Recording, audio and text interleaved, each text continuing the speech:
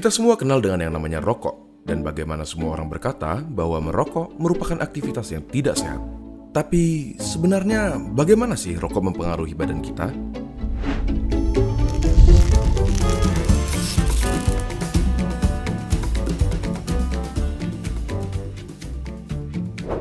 Coba kita mulai dengan komponen-komponennya.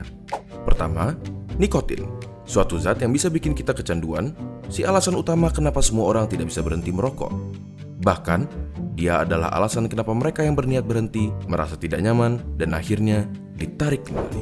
Selain nikotin, ada sekitar 7.000 bahan kimia lainnya yang terlibat dalam proses membakar satu batang rokok, di mana diantaranya ada beberapa yang akan menjadi aktif dan dapat merusak badan kita.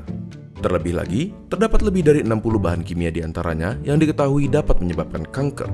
Dari sini, kita dapat mengambil kesimpulan bahwa merokok dapat merusak berbagai macam organ tubuh kita dan secara umum menurunkan kondisi kesehatan. Komponen berikutnya adalah tar, suatu nama yang diberikan untuk partikel-partikel yang tergantung di dalam rokok. Partikel-partikel ini berisi zat-zat yang dapat menyebabkan kanker seperti karsinogen. Contohnya adalah metal seperti arsenik, kadmium, dan lain-lainnya. Tar itu lengket dan berwarna coklat. Dan apakah kalian pernah berpikir kenapa gigi dan kuku perokok menjadi kuning? Yap, itu adalah tar yang dapat juga mengotori paru-paru dan memberikannya penampilan yang sama. Zat yang berbahaya berikutnya adalah karbon monoksida, suatu gas yang dalam jumlah banyak dapat berakibat fatal karena menggantikan oksigen yang seharusnya tersirkulasi di darah. Gampangnya seperti ini. Di darah terdapat sel darah merah, dan di sel darah merah terdapat hemoglobin. Pada mereka yang tidak merokok, oksigen mengikat ke hemoglobin dan diantar ke seluruh tubuh. Tetapi, karbon monoksida dapat meningkatkan dirinya ke hemoglobin lebih mudah dari oksigen, dan akhirnya menggantikan oksigen. Kalian mungkin berpikir, ya sudahlah, apa masalahnya oksigen diganti karbon monoksida? Sangat bermasalah.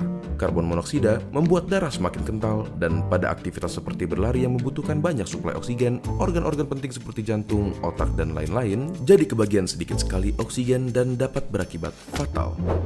Selain itu, di dalam rokok terdapat sesuatu yang bernama hidrogen cyanida. Paru-paru kita biasanya mempunyai rambut-rambut kecil bernama silia yang membantu membuang zat-zat asing yang memasuki saluran pernafasan. Hidrogen cyanida menghalangi tubuh kita dalam melakukan proses tersebut dan membiarkan bahan-bahan kimia seperti hidrokarbon, nitrous oxide, organic acid, dan lain-lainnya yang ada di dalam rokok berkumpul di dalam paru-paru dan merusaknya.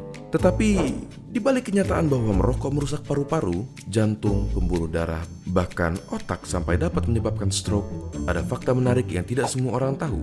Suatu penelitian menyatakan bahwa merokok mengurangi risiko penyakit yang bernama ulcerative colitis, suatu penyakit di usus. Tetapi, rokok meningkatkan kemungkinan terkena Crohn's disease, suatu penyakit di usus juga. Apakah bebas dari ulcerative colitis sepadan dengan risiko-risiko lainnya? Coba tanyakan pendapat teman-teman kalian yang merokok ataupun bebas dari rokok dengan membagikan video ini ke mereka. Apakah kalian akan terus melanjutkan merokok atau berhenti? Apakah kalian akan mulai merokok atau tetap menjauhkan diri dari rokok? Tulis pendapat kalian di kolom komentar di bawah. Terima kasih dan sampai ketemu di video berikutnya.